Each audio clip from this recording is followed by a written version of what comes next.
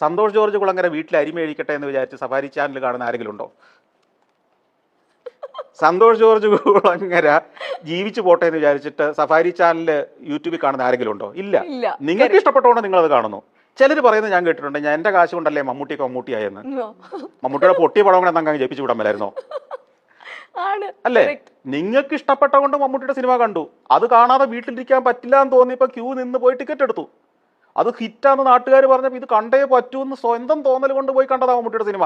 അത് ആ മനുഷ്യന്റെ അധ്വാനവും കഠിനാധ്വാനവും കൊണ്ട് അങ്ങേരെ അഭിനയിച്ച് പ്രതിഫലിപ്പിച്ച് നിങ്ങളെ വീഴ്ത്തി.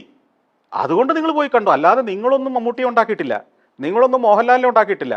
അവരുണ്ടായിക്കഴിഞ്ഞ് നിങ്ങൾ അവരെ ഫോളോ ചെയ്യാൻ തുടങ്ങി. അത് നിങ്ങളുടെ ഇഷ്ടത്തിന് വേണ്ടി മാത്രം, നിങ്ങൾക്ക് ആസ്വദിക്കാൻ വേണ്ടി മാത്രം. ആ പൈസ കൊടുത്തെങ്കിലേ നിങ്ങളെ അകത്ത് കയറ്റുള്ളൂ എന്ന് പറഞ്ഞുകൊണ്ട് നിങ്ങൾ ടിക്കറ്റ് എടുത്തു. അല്ലാതെ മമ്മൂട്ടിയുടെ വീട്ടിൽ അരി മേടിക്കട്ടെ എന്ന് വിചാരിച്ച് ടിക്കറ്റ് എടുത്താണോ? അല്ല. അപ്പം നമ്മൾ ഒരാളെ അങ്ങ് ഏറ്റെടുക്കണ്ട. ഇവിടെ ഉണ്ടായവരൊക്കെ സ്വയം ഉണ്ടായി വന്നവർ തന്നെയാണ്, അല്ലേ? കഠിനാധ്വാനം കൊണ്ട് ലക്ഷ്യബോധത്തോടെ ഉണ്ടായി കഴിഞ്ഞപ്പോൾ നിങ്ങൾ അറിഞ്ഞു തുടങ്ങിയിട്ടുണ്ട്, ഇല്ലേ? ഈ സഞ്ചാരം ഉണ്ടാകുന്നതിന് മുമ്പ് കേരളത്തിലെ സമൂഹം എല്ലാം കൂടെ പിരിവെടുത്ത് തന്നെ ക്യാമറയും തന്നു വിട്ടതാണോ? അല്ലല്ലോ. അല്ല.